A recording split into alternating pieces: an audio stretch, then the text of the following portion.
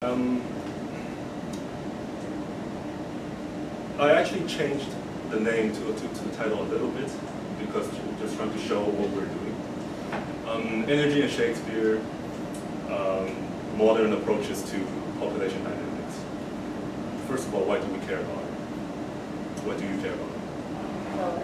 About population dynamics. Okay. Well, there are essentially two behaviors of people. We either move around, or we stay in one place and interact with other people, right? So let's say you're on a coffee shop. Your trip to the coffee shop is a type of movement. But then, for the coffee shop staff that you talk to, that's interaction. But you're at the coffee shop already, you're not moving anymore. But today we're going to actually explore how we model people move and how people interact in various ways. There's one way, which is actually through derivatives, because derivative is I'm not sure whether I'm going to talk about intuition of derivatives, and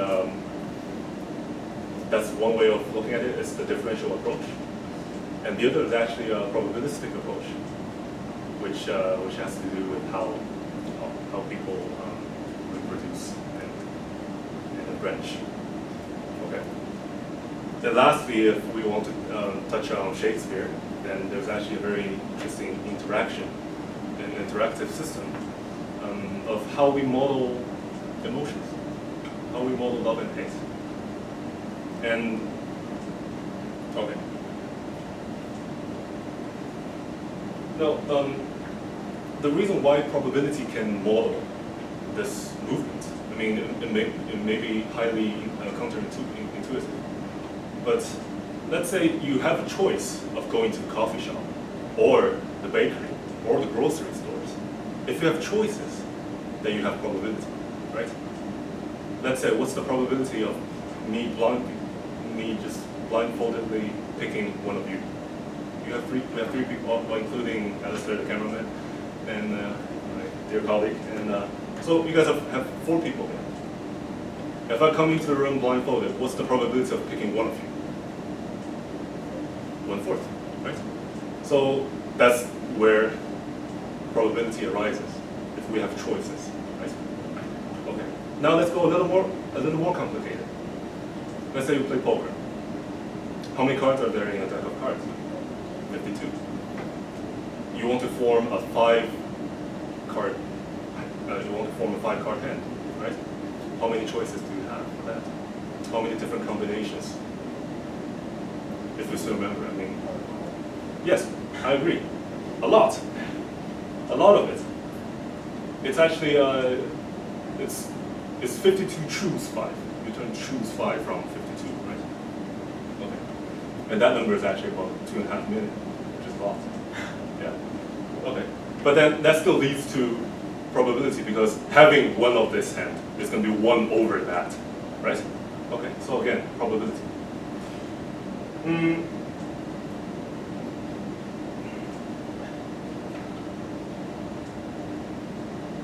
The first way to model movement is via a machinery called Markov chains. Have you guys heard of Markov chains?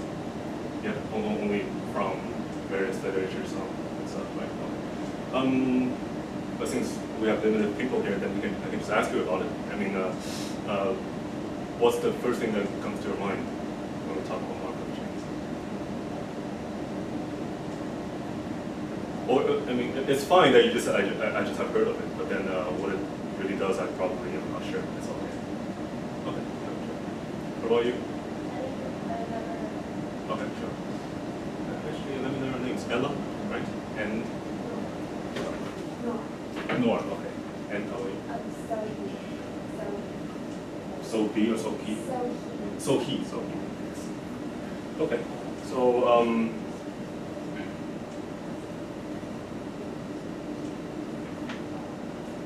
just let's use the previous example. You have coffee house, you have grocery store, and you have baker. And you're also walking. let's say you're setting out from home. How many? You have 4 different places they can go to, right? Now, let's say your H is home. You have a coffee shop, you have grocery stores, and a bakery. Okay.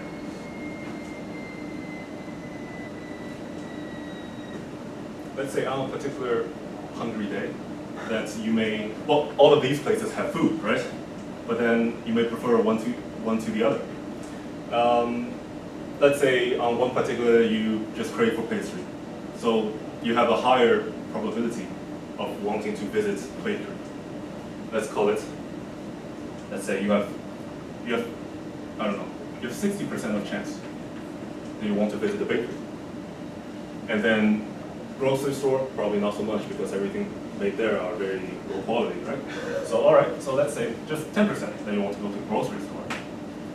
And then 20% from the coffee shop, or you might want to stay home. Oh, 10%. Yes, exactly. I was like, that doesn't equal 100. Yeah, I know. I need to put something. You're right. You're absolutely right. You're absolutely right. I need to put something here to make it 100, right? You're absolutely right. And that's what we are actually going to define later, which is something about probability distributions, which for everything to occur, you must have probability 1, right? Okay, so this is 10%. But now, this is really, but actually we how should I put this? We haven't really said where we are starting. We assume that we are starting from home. Given that you start from home, 10% of chance you want to stay, and so on. However, we can start at other places as well. We can start at the coffee house. What are the chances that I want to go home? I can start at the grocery store. Where am I going to go? And also down there. So, and these are also going to be numbers, probabilities that we're going to fill in there, which your row is going to definitely sum up to 1, right? Okay, so this actually forms this forms a matrix, and this matrix is actually what we call the. So many names for that, but then let me just call it the transition matrix. You guys have seen matrix before, right? Okay. So this is called the transition matrix, which is by definition about transition. You're moving, right? Okay.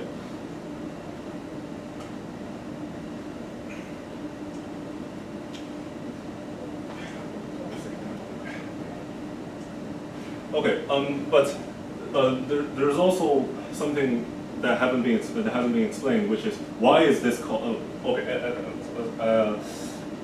The way we move to different places, this is called a chain. This is called a chain. So you're going from. So there are chances that you go from H to C to G to B. But then there could be also stuff that you H go to G already, G visits C, and B comes back to G. This is called a chain. Okay? But still something that hasn't been addressed. Why Markov? Why the name Markov? Well, this mathematician Markov came up with the idea. And the Markov is actually represents a property that is called memoryless. And by memoryless is through this very intuitive nature, which is, if I am at the coffee shop already, does my action depend on where I was before? If I'm at the coffee shop already, and also I've visited some other places, but it seems that if I'm at the coffee shop, I have a set of distribution already. So actually, I don't really care where I was before. I only care about where I am right now. So actually, I sort of forget about my history. And so does it. So it does work for any other states. And so this is the memoryless property, and a chain with such property is called the Markov chain. And so this is a way to model your movement. Now, it's going to be a little more abstract about the notion of states. We just labeled our states to be home, coffee shop, grocery store, and bakery.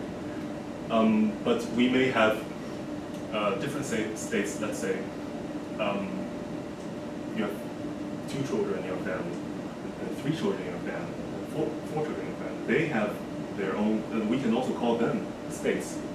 And then we can assign probabilities of going from 2 children to 3 children, depends on parents. And they are also called states. Now, since you guys have taken some statistics, have you done a little bit of statistics? No? Okay. But you guys all know like average, right? Like you calculate the average of your class, let's say, off a quiz, something, and how do you do that? You just add up all your scores divided by the number of people you have in there, right? Okay. So at this moment, I want to introduce the probabilistic approach of knowing average instead of adding things up and dividing. Let's say I give you guys all a quiz and it's out of 10. And the 3 of you score 6, 7, and 9. Now, the average is very easy to calculate, right? Our average is going to be equal to 6 plus 7 plus 9 over 3. This is not a very good number, but then, but it's all right. 22 over 3, a little bit above 7, right? So it's all right. But in order to understand it from a probabilistic point of view, let me just break this fraction into 3 separate fractions by adding them. This 6 plus 7 plus 9 over 3 is also equal to 6 over 3 plus 7 over 3 plus 9 over 3. Didn't change at all, right? Okay. Now, write it a little more differently, just a little more. It's 1 over 3 times 6 plus 1 over 3 times 7 plus 1 over 3 times 9. Okay? So, from here, we can actually see that, okay, what is 1 over 3? We can take a guess. It represents something here. What is a 1 over? Well, 6 represents that person's score, right? What is 1 over 3? Yes. So it's essentially like picking you out from the group. The probability of picking you from the group. So now this actually turns into what I'm going to write, probability of picking, let's say 6 is number 1, student number 1, student number 2, student number 3. So then this is essentially going to be equal to, this is bad, whatever, picking number 1, and multiplied by his score, which is 6, right? And that's all, right? So this is, even though they're the same notion, even though these are the same notion, this is that is a statistical way of looking at average, and this is a probabilistic way of looking at average. Okay. So now the next thing is we're going to talk about interactions, and the interactions is can be modeled by one of the should I say late 19th century construction by a biologist called Galton, and but then he doesn't have enough math background to solve all the problems that he wants to, and he asked actually an applied mathematician, Wilson, to solve his problem. So what's the problem that he has in mind? He is saying that, okay, I have my last name Galton, and I have my founding fathers, I have my grandparents, they're also named Galton. But what if my last name dies out? Like, I think he thinks that this is maybe a probability question. Like, is there any criterion that I need to put on to the number of children that I produce so that my last name is going to survive? So at the time, that's his question, and he's a biologist. He wants to understand how that goes. That works with any other type of animals where they want to keep the same type. They want to keep the pure pedigree, which is essentially also in the same idea. So now, in order to connect to the idea of the probabilistic construction of the average,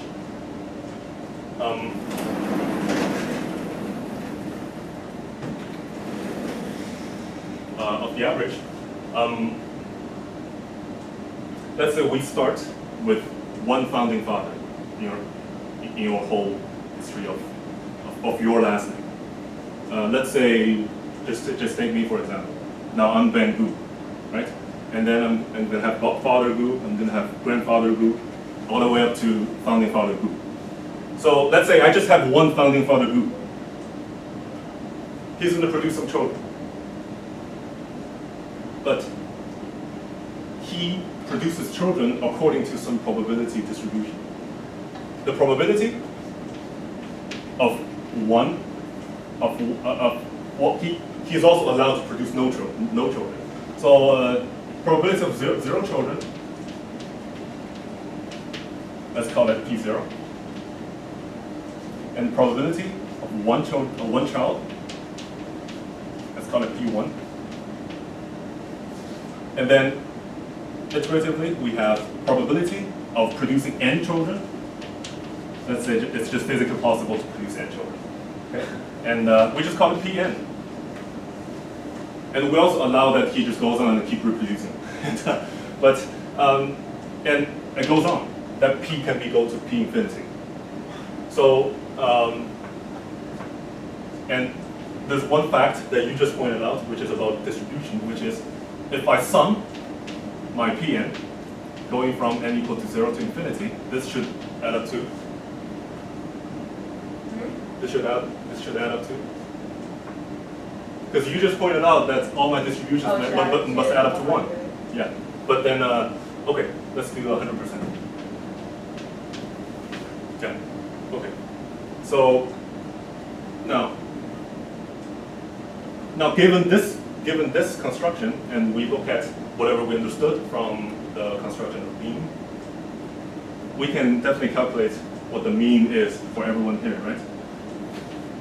This is going to be a sum, and essentially, what's the probability of producing n children multiplied by that number? And then we'll have to add every such number. Then this is going to be essentially from here. I just need to multiply by n. This is going to be our mean. Mean of offspring.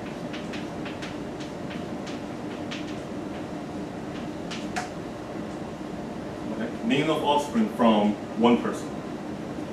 And now also, I impose that all the children of my founding father who also behave exactly just like the founding father. So they all produce on average the same number of people. So will I. And now essentially you're going to have a, let's erase this.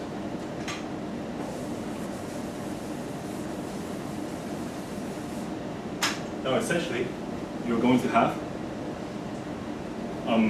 your founding father here, and then he is going to produce some number of people, but then maybe he produces 2 with probability P2, right? Okay, he just goes on, produces 2. Now his children, this may produce 3, this may produce 1. And then if you just let this branching process go on. And what do we care about? We care about the total, okay, so this is your founding father generation, let's call it Z0. And then that's the first generation, these are the second generations. What do we care about? We care about the number of people in certain generations. Now, if that number is 0, then your last name died out.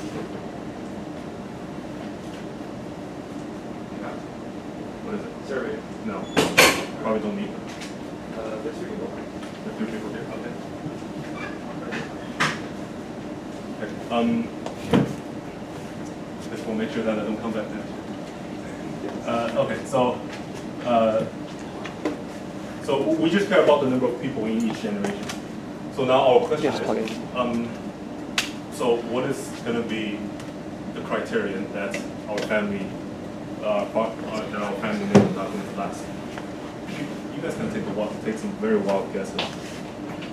My criterion is going to be on the average number. My criterion is going to be on the average number that I produce from each descendant.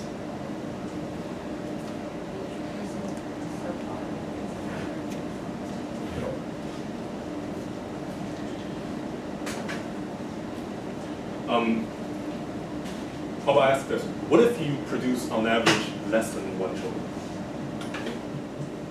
Do you think your family is going to die out? Probably for sure, right? What about you produce more than 1? Strictly more than 1, bigger than 1. Do you think it's going to survive? But is it for sure? Why not for sure? Because. Only because this. Oh, no. Yeah, I'm sorry. Yeah, very good point. I think I still have to make this very completely. You're right. You're right. I have to make this completely rigorous. You're absolutely right. Everyone produces asexually. So, the people that this is also sexist. As in, you imagine that you're in a perfect world where you have infinite number of, where you are available to infinite number of women or all the places that you can just make children, or think of them as small bacteria. All right, which I think is a better idea that they produce asexually, and or some type of worms and stuff they just produce asexually. So all their children also reproduce asexually. So you're absolutely right, Sandra. And actually, that's going to be a much more complex topic where we include gender in the branching process, and we can also introduce immigration from other places to help certain last names survive, which is true, which is intricate. And so the reason why that even though we produce on average more than 1 children can still lead to the eventual extinction is that I must require the probability of producing 0 children possible. If this is not possible, then I'm definitely going to turn out 1 baby sometime, right? But if I require that this is a non-trivial probability, then you may produce nothing, right? Okay. So it turns out that when let's just call this thing n. When your mean of offspring, when n is strictly less than 1, your family name dies out for sure, no matter what. But maybe in the long run, for sure. But if it is greater than 1, you die. You survive, not for sure, but with positive probability, with non-zero probability. Okay. Now, the question is, what about you just produce exactly 1, on average 1? That's the critical case. We haven't talked about it, and what happens there? You guys can take guesses. Just produce exactly 1 for everyone. Let's say. You think it doesn't? If every single person. Oh no, sorry. So on average, everyone on average produces 1. You think it's still gonna survive? No, it could die out. It could die out, but does it die out for sure? It's not going to be like strictly less than 1 case for that, right? What do you think? You agree, right? Probably agree? Or no, not sure? Okay, so this is actually where some higher mathematics is going to be helpful, where you guys will learn or not learn later. But then it turns out that this is actually quite counterintuitive, that if you produce on average of just 1 child, your family name still dies out. For sure. Not just with positive probability, for sure. 100%. So this is just one part of modeling the interaction, the interactions. because this branching process takes place at the same place where you breathe. There are different models that can model both movement and reproduction, which we need to include Markov chain and branching process, where you move and reproduce at that place, and then move again and branch again, which is a closely studied topic in probability and in mathematics. And the name, you can guess the name. I mean, it's a Markov chain, it's a branching process. How do you put things together? I mean, we're so good at putting words together, right? It's a branching Markov chain, right? Okay, so, and there's one last thing that I'm not going to go into any sort of details like this, which is there's also one huge application of Markov chains, which is on queuing theory, on queues, on your lineups. Well, sometimes you wonder, like, how does those clock tell you exactly when the next train is going to come? Well, certainly it's according to some schedule, but sometimes you still miss it, like a minute and a half. What the hell happened, right? And there's also some people sometimes also whine about waiting in line too long, even though the machine tells them the average waiting time is 10 minutes, but you have waited for like half an hour. So now my how should I say, via queuing theory and their calculations and stuff, it turns out that you shouldn't be whining too much when you have waited twice or even three times your average waiting time. So let's say you have waited for 20 minutes, even though the average waiting time that you were told is 10 minutes. You shouldn't whine about that, because that probability turns out to be 13% of that happening. 13% of that event happening. To be honest, that's still quite a lot. 1 out of 10 times that you're going to get it, and it's not like one out of 100. So that's the moral of the story is don't whine when you have waited too long. It happens, and it happens with non-trivial probability. Okay, so that's just some touch on queuing theory, which is also a well-studied applied problem in economics and also in mathematics. Okay, so the next half is going to be completely probability free, because the next part is actually going to touch on the second subject of my talk, which is Shakespeare, and how Shakespeare can be modeled by math. Well, you guys, whether or not that this is going to be the textbook that you have chosen during high school, you guys definitely know about Romeo and Juliet, right? Okay. So what happened between Romeo and Juliet? Did they end up together? No. What happened? Yes, well, they were together somehow, and then they were together all the way up there with Halo, right? But in reality, no, they were not, because of some certain family issues, right? And also because of maybe some other accidents and stuff. So, but they still love each other, but they didn't end up together, right? So we want to really monitor, we really want to model the emotion between people. And the way to do that is, well, you guys all know about functions, right? I mean, you guys are doing derivatives, so functions. Okay, sure. Let me erase this.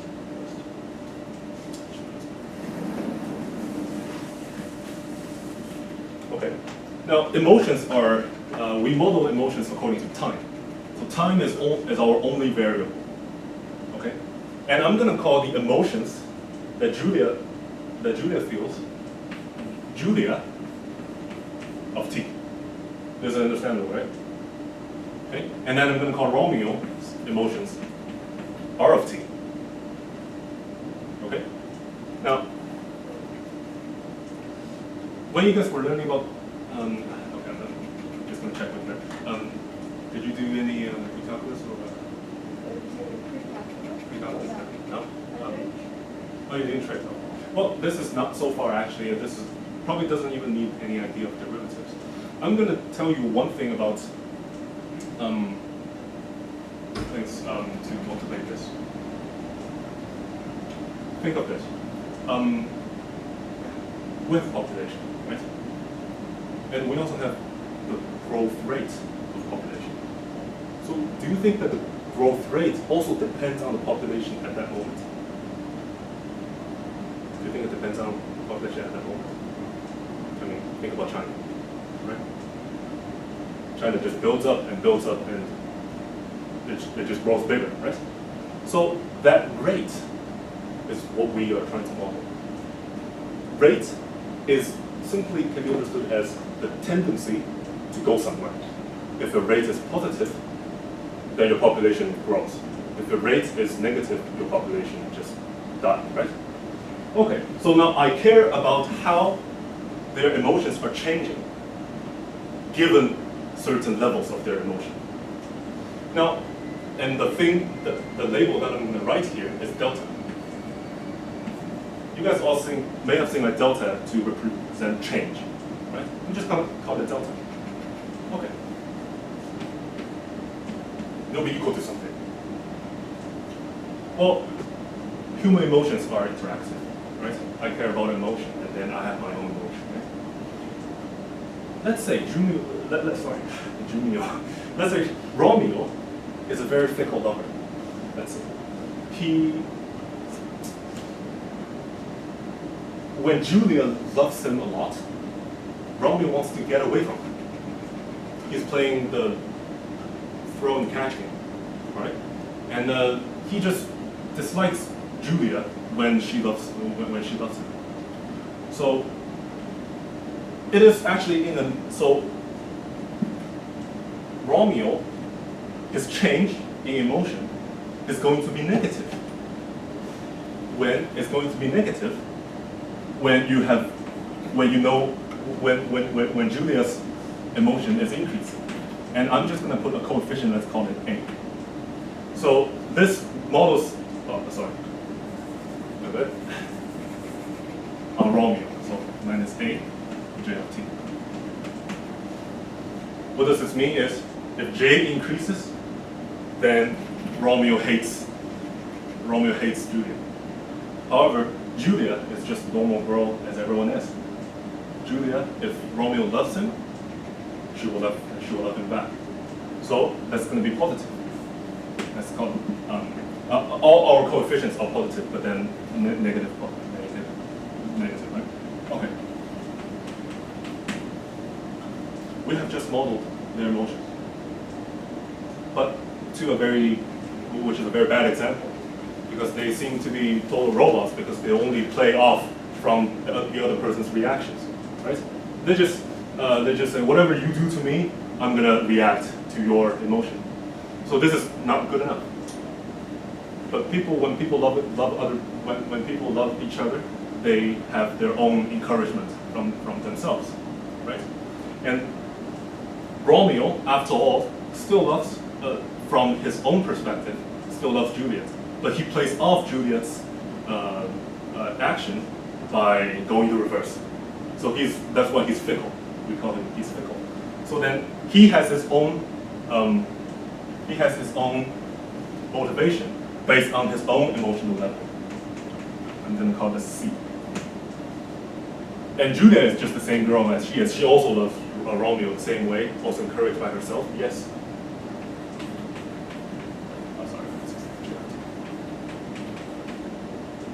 Okay. So now, this is a little better because my emotion depends on myself and also on your emotion as well. This is a love cycle. Now, now I'm just going to go straight to the result, because to solve this problem, we require a little more. But then, now let's just look at why, without your personal encouragement, why is this a very sort of a bad way of representing a relationship? Let's forget about this just for 1 second. Just look at this. Well, if Julia loves Romeo and Romeo wants to get away from this, but as soon as Romeo is so far away from Julia, because of the positive relation within Julia, Romeo still draws back. So this turns out that this ends in an endless revolution between love and hate. So when you plot on a graph that of R, okay, let me just check off this.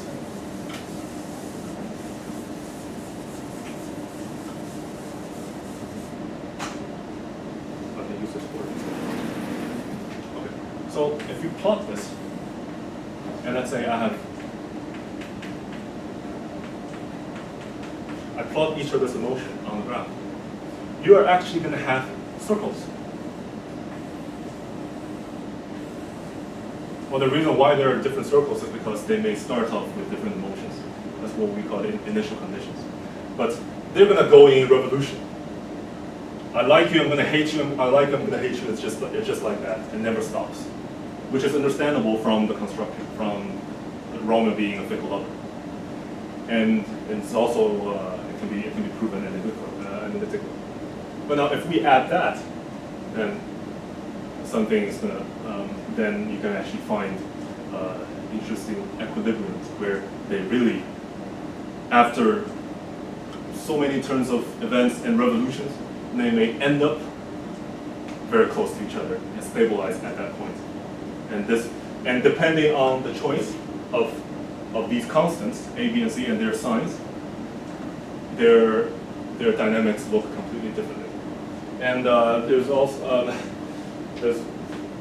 there's several just names that we call when we have different coefficients. And so in this case, Romeo is a fickle lover, and Juliet is just one normal girl. Now, if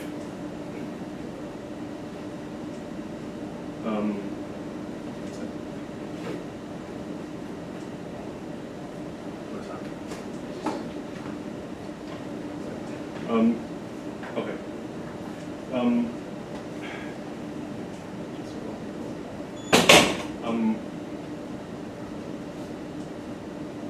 Yeah. Now let's say, what if the coefficient on Romeo on his own emotion is negative? So he doesn't even encourage himself to love Juliet. He's playing out from Juliet's emotions by not loving Juliet. He also doesn't encourage himself to love. So this is really bad for Juliet. So in this case, we call Romeo a hermit lover, which is no love whatsoever. And also, what if A and C are both positive? He encourages himself as well, but then he's also encouraged by Juliet, which is really nice, right?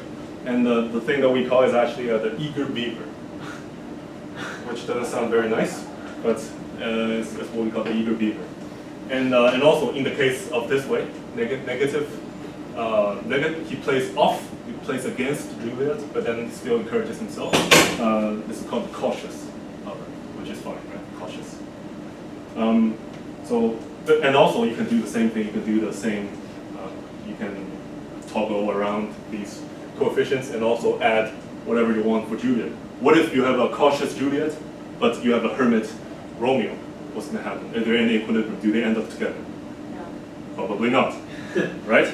What if they're both eager beavers? Probably yes, right? When you guys go to college, there will be a lot of eager beavers out there. Yes. You guys must be cautious, right? Must be cautious. Okay, but what if they're all hermits? I mean, man, no one loves each other, right? Then they're all done. So in your graph, you're no longer going to have revolutions or anyhow. You're gonna have their emotions shooting right off to some other place because they're gonna hate each other whatsoever. All your solutions, these are actually called solution curves. They're gonna just and also professionally they're called trajectories, and they're just gonna shoot off to infinity because they just don't like each other. But that's just not interesting, right? So we care about how they interact, cautious versus eager beaver, and the other way around. So this is one way of monitoring emotions.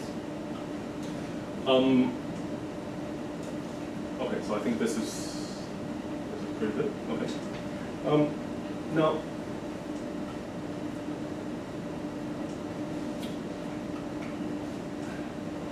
this in our this field of study is called differential equations, because this is the difference, right? And then you have an equation. It's just self-explanatory. Differential equations, okay? And so when you take, they have very high level of applications in biology.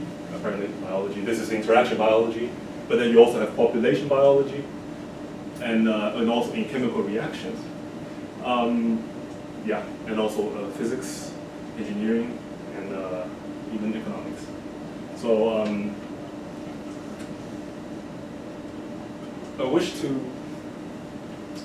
point out something that I just said, something that I said previously, which is on population growth. So let's look at the rate that our population growth. Let's just call it delta population, delta P. All right? Okay. So our delta P, as we just discussed, it depends on your population at this moment, right? And also, if your population is bigger, you presumably think, okay, then I have more people to hang out with, then maybe I produce more, right? Okay, so then it depends on your P, or let's say P of T. It depends on P of T at this moment. Now, if you guys have heard of this thing, Malthusian, is it Malthusian?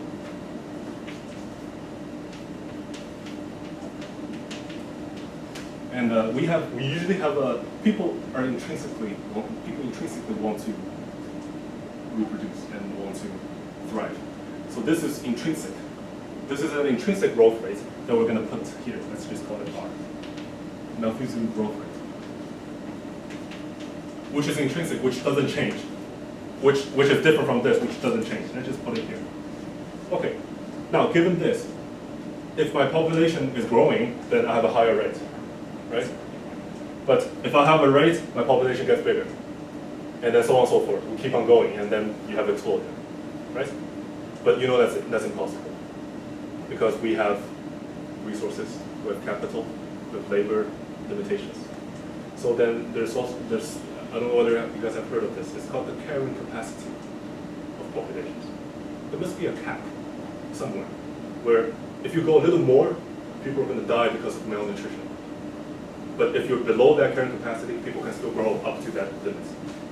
So now how do we model that here? How do we even model that? I'm going to call my carrying capacity K. Now, if the ratio of my population compared to K,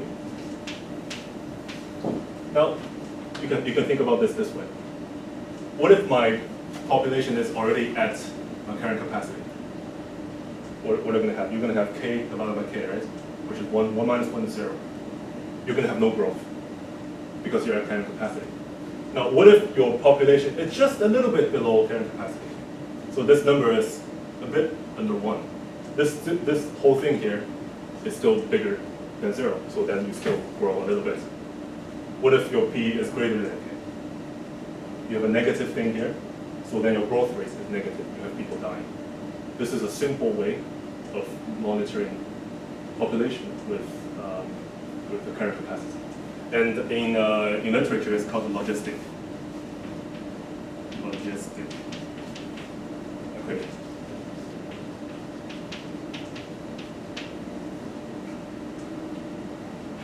And in logistic equations, this is just simply a population model that you can model for any animals that you want. Okay. Well, at this moment, this is just really dumb because this is just talking about one species, right? What if you have this? You have prey and predator. You have foxes and rabbits. They also grow according to their different carrying capacity. They grow with maybe a different Malthusian parameter, and they may even begin with a different population, right? However, foxes eat the rabbits, but not every day, right? But still, they're the prey. How do we model that? And also, rabbits, they eat grass. Grass also, they're a population as well, right? They grow as well. They run out. So you you now have you will have three of a similar equations, but then you're going to have interactions between the foxes. And foxes may potentially breed a little more after they eat rabbits, probably not, but then they still kill rabbits, right? And rabbits eat grass. Grass may run out, then rabbits will die, right? But then rabbits, yeah, it's just a food chain. So within logistic equations, you can think about any food chain that you want, but not so big, but with a limited amount, which is something that is very doable. And all of these equations have actually very nice, easy solutions to do once you know a little more about differential equations.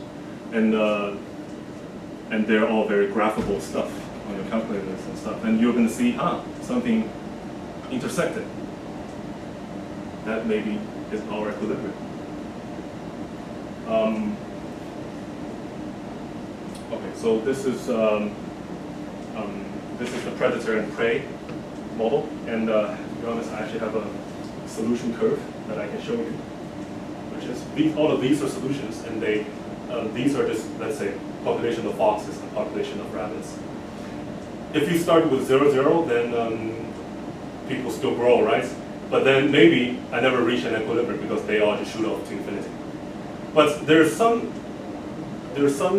time where if I start with a different population to begin with, let's say here, they actually rotate all the way down, down, down. This is spiral. If they spiral all the way in, you know there's going to be some sort of equilibrium where they share. They're just at peace. Yeah. Okay. Yeah, and this is what we call all of these pictures. They are called the phase portraits. And phase portraits for a predator-prey model with the logistic differential current. Yeah, nice. And similar things actually happen to Romeo and Juliet with these. You can also produce graphs for them. Okay. So essentially, these are the two ways of modeling population dynamics. This is about growth and interaction when we add foxes and rabbits. And back then in Markov chain, we just care about movements and probability of going somewhere. And in branching processes, we are stationary, we stay in one place, but we start reproducing, see how our last time is going to last. These three ways are, to begin with, they're separate. They're very different. They're absolutely different ideas. But sooner or later, they're going to come back together to be a more complicated, to become a more complicated system, which, for sure, is going to model the reality better, because these actually turn out to be a little off sometimes.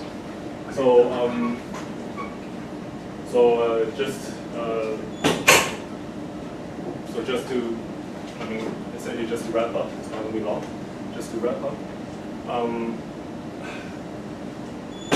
I cannot go into a lot of details because they're just pointless. But at this moment, I just wish to see that there are just so many different ways of, you can replace people with anything that grows in them. Yeah. And in movements, you can replace any particles, electrons, solvents, and anything you can think of. But we still care about people, so people is also in there. There are some YouTube videos that shows you certain chemical reactions, and that turns color, right? And it's actually quite amazing that some of those reactions are reversible. As in, I can react with you, but then after I get my end product, I will come back to whatever I started with. And let's say they have different colors, one is red and one is green. It turns out that the time interval that it spends at one certain color is not constant. Well, if you think about it, definitely not constant. And then sooner or later you will find that it turns from red to purple right away, and then comes back. So, and sooner or later you'll find the system doesn't spend as much time in red color anymore, probably for the rest of the history. They're just going to stay in purple. Then bend. Well, purple is your final equilibrium, but then there's still some dynamics in between. These are dynamics, and chemicals, they're all particles.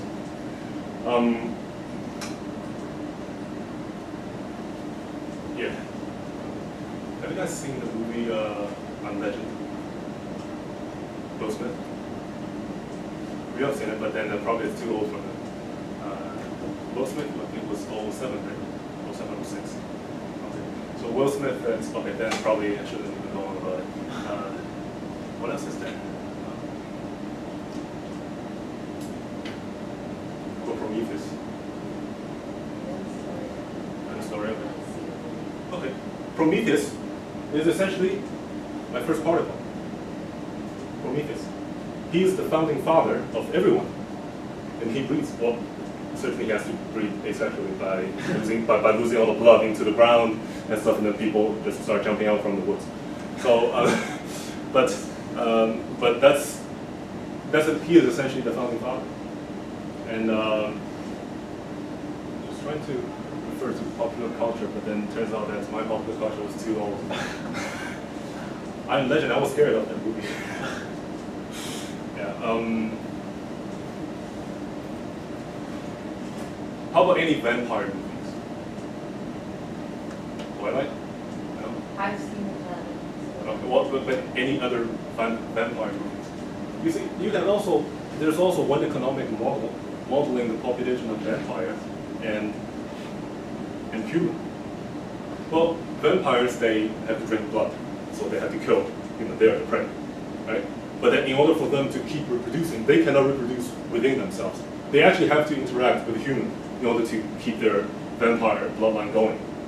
So they want to kill you by surviving, but they also want to interact with you to get it going. So that's a very that's a very conflicting dynamics between the vampires and the humans. Well, the humans can do nothing about it because they just don't want to say, hey, they're to a hive and then they're just going to go in there. Let's interact. No, that's not.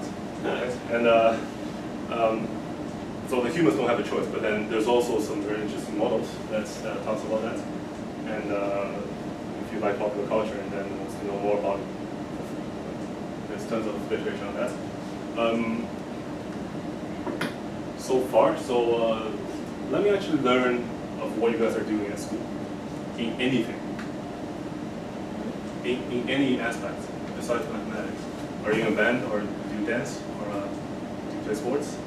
Yeah, but not sports. Not, so what sport do you play? I play volleyball. Play volleyball, okay. Swim, okay, nice. Do you swim regularly? No, I just do competitions. Oh, well, okay. Competition is actually quite fierce, and okay, good.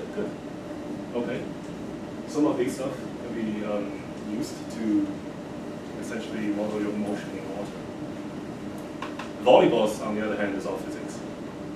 Yeah, projectiles probably very interesting. And alright, so what do you do? You do robotics. Okay, robotics. We just had 2 robots, which is Romeo and Juliet. They just love each other by playing out from other people. Right? They were just robots. And even though they're not very intelligent robots, they're still loving robots. They have emotions. Okay, robotics. So have you built any of your some models?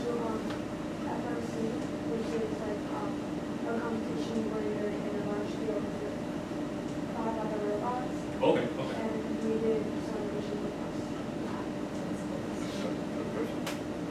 Do you guys have like robot soccer matches? They probably don't kick, right? They don't kick, except in the lower, which Okay. finish diameter. Oh, yeah.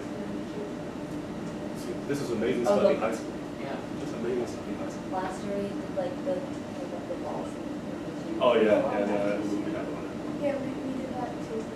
I don't really know because I wasn't on it for very long because I had to do other stuff. But What do you do? You dance? Perfect.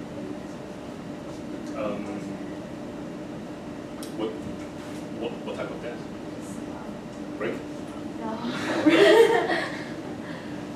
It's like, Okay. Anything very traditional? traditional. Oh, yeah. I think like very, well, because I'm old school, so I always ask very old school questions. Do you dance old school? Sure. Oh, well, I mean, at least you have the legs for that. At least you know how to move very gracefully. And dance, to be honest, dance is about, you can think about physics, and there's certain part of the physics where you can model how graceful you are. Because your extension of your arms, even your hair, even your different movements with your waist and stuff. These are actually modelable. These are stuff are. So you may see, you guys all know golf, right? At least the sport golf, right? So you see, people can model the motion of a swing. So then, if they can model that, then definitely people who dance, right? And it's amazing. So we actually have quite